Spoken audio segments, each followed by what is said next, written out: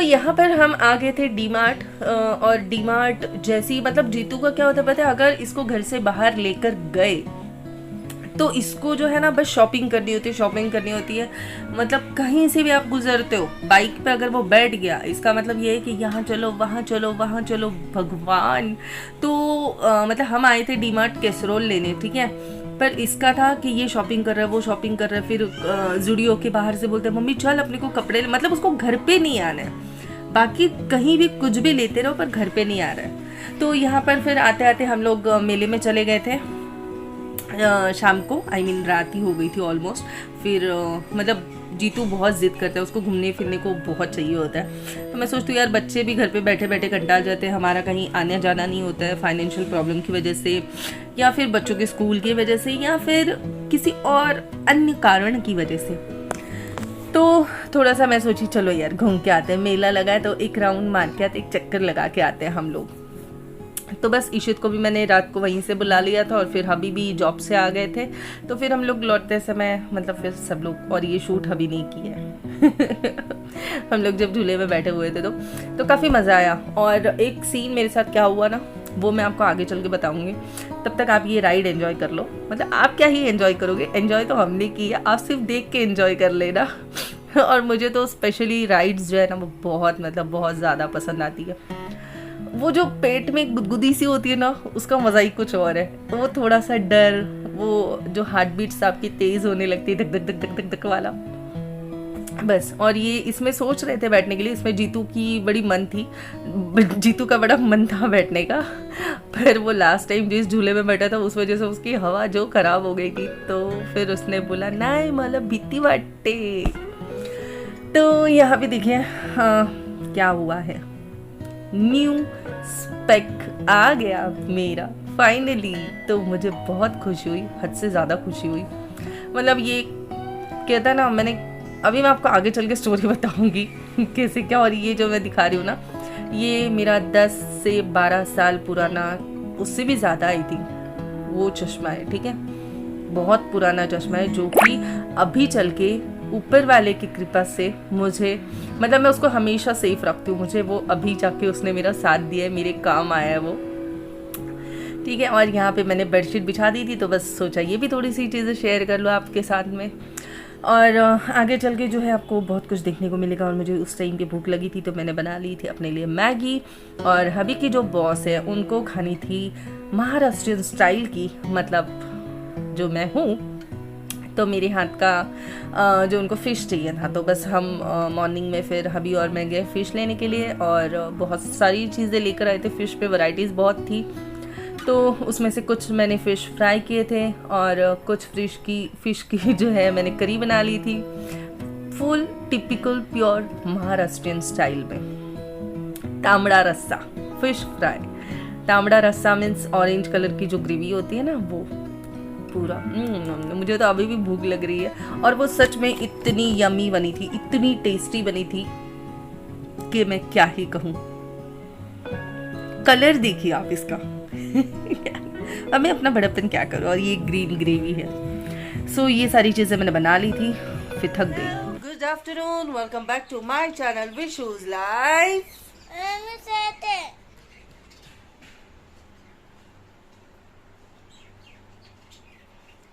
मी मुंबईकर। तो कैसा आप सब, आई होप आप सब बढ़िया होंगे, मस्त होंगे, जबरदस्त होंगे। और अभी सोचे अभी hello good afternoon, welcome back to my channel Vishu's life.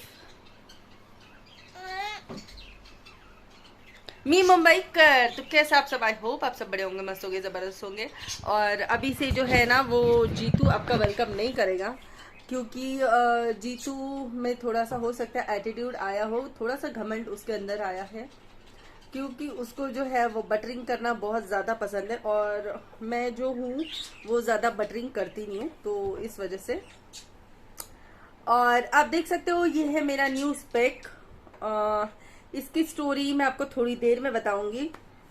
I hope ये मुझ पे सूट हो रहा है या नहीं हो रहा है, पता नहीं, हो रहा है क्या? अरे मुझ से तो बोल, इनू से मैं पूछ रही हूँ। तो ये जैसे कि आप जानते हो कि नहीं मुझे पता नहीं, आप मतलब मैं अभी से ये बोलना ही बंद करूंगी। जैसे कि आपको पता है, जैसे कि आप जानते हो, मुझे नहीं पता कि मुझे कितने लोग देखते हैं और कितने लोग नहीं देखते हैं, कितने लोग दिल से मेरे साथ जुड़े, कितने लोग सिर्फ एवे एवे जुड़े हुए हैं। तो किसी के लिए मैं कुछ नहीं बोल सकती हूँ, पर ये है कि मुझे ये काफी अच्छा लग रहा है स्पेक जो है वो। और पता नहीं क्यों, मतलब सोचो ना, बड़े लोगों के बारे में हम सोच सकते हैं कि बड़े लोगों में घमंड आ जाता है, पर आजकल की पिद्दू से बच्चे, इनमें भी घमंड आ रहा है, इनमें भी ईगो प्रॉब्लम है, इनमें भी एटीट्यूड है। My God. तो चलिए कोई नहीं, मैं अभी आपसे थोड़ी देर के बाद मिलती हूँ। तब तक के लिए अपना ध्यान रखिए। Bye bye, take care. अभी सोचिए ये ये देखा कैसे काड़ी आंख से देख रहा है ये लड़का। ओहो।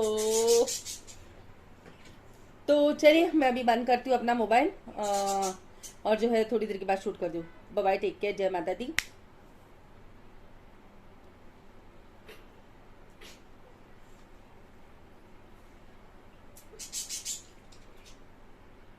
इनू माझं हे कुठे, रबडी कुठे ठेवली तू? ती पण बाजूला बंद केलं नाही आता, बंद केलं. थँक्यू सो मच यार. थंड नाहीये पण.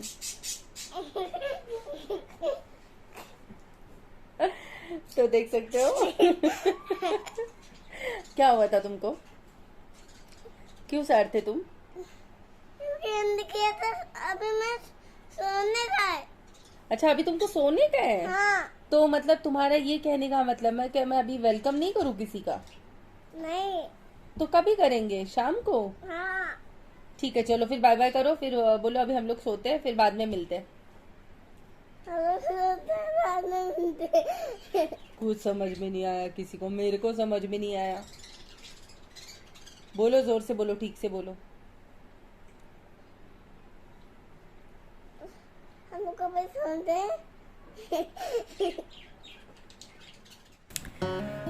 तो मेरे साथ क्या हुआ पता है? मैं हबी के साथ जा रही थी बाइक पे, मतलब पता नहीं किसकी नज़र लगी है या फिर कोई कुछ, पता नहीं, अब ऊपर वाले ही मालिक है. मैं कुछ इस पे कुछ टिप्पणी नहीं करना चाहती हूँ. तो मैं मतलब देखिए ना कैसे होता है ना, हबी के साथ बाइक पे बैठी थी और बस मैंने स्लिंग बैग ली हुई थी, जीतू बीच में था और स्लिंग बैग मैं ठीक करने गई और मेरा हाथ चश्मे पे लगा और चश्मा जाके गिर गया. अब भी बीच सड़क पे बाइक रोक नहीं सकते थे, तो हबी को मैं बोल रही हूँ अरे यार चश्मा गिर गया, बट बेचारे जो ऑटो वाले भैया थे पीछे, उन्होंने देखा कि गिरा है कुछ. अब उनको ये श्योर नहीं था कि क्या गिरा, बट उन्होंने जो है ना अपनी रिक्शा जो है वो साइड से कर ली. वो ऑटो वाले भैया बहुत अच्छे थे, बट वो 4 व्हीलर वाला ऑटो वाले के पीछे था.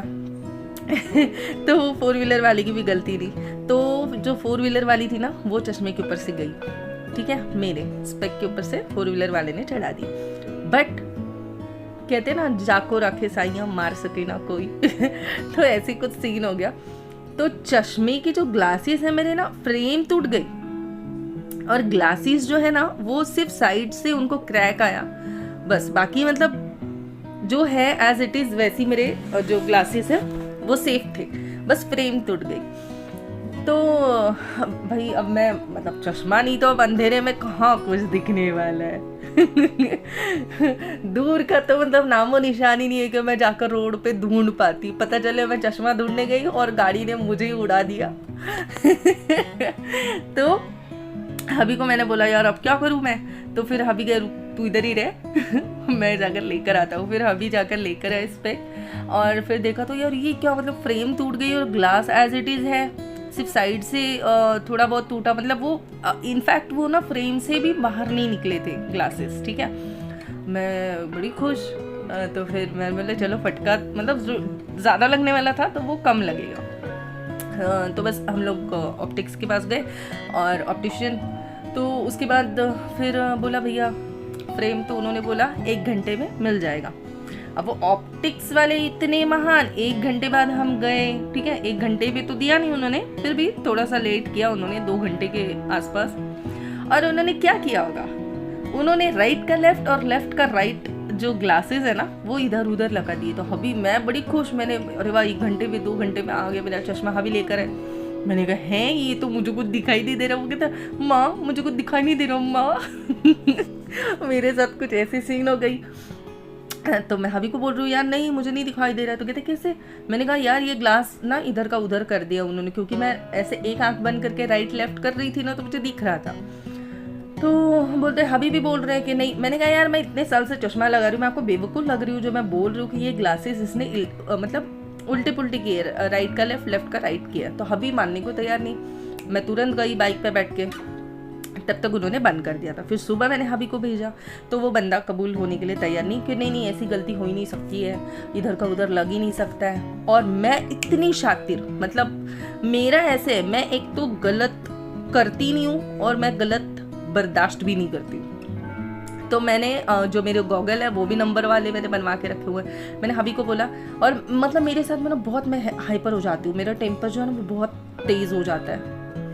तो मैंने हबी को बोला ये लो मेरे गॉगल, और अभी आप ऑफिस जाओ और किसी भी ऑप्टिशियन के पास जाके जो है ये गॉगल और ये चश्मा चेक कराना, नंबर इधर का उधर हुआ है कि नहीं। मैं गारंटी देती हूँ अगर नहीं हुआ है ना तो फिर आप मुझे बोलना, अगर हुआ है तो उस बंदे को मैं छोड़ूंगी नहीं जहाँ से ये उसने किया है।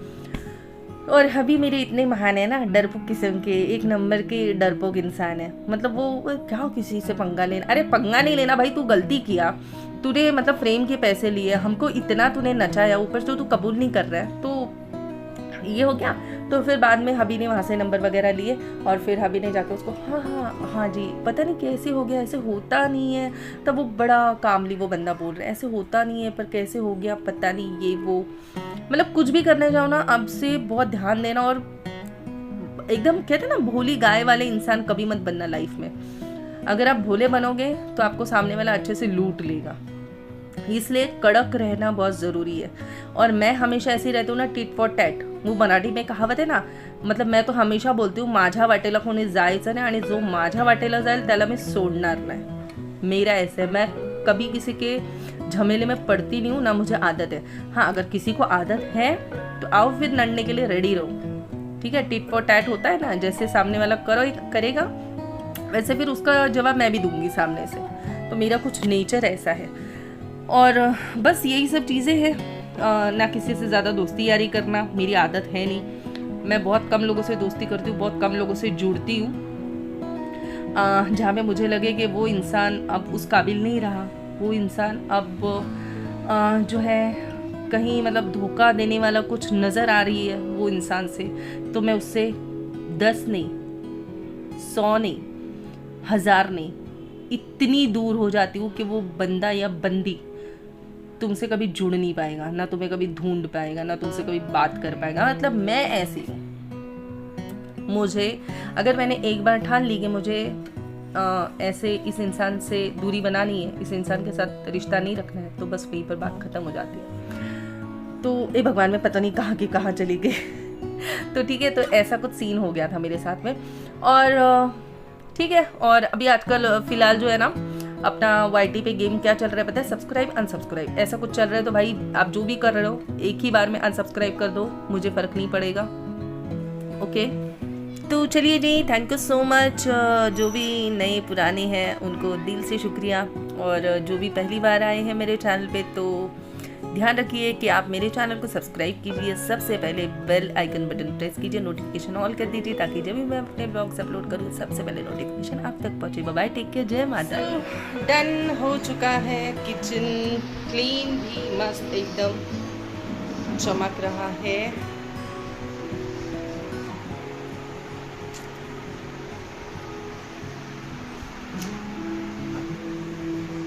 ये जो कैसरोल है ना, ये न्यू लेकर आए हैं हम डीमार्ट से।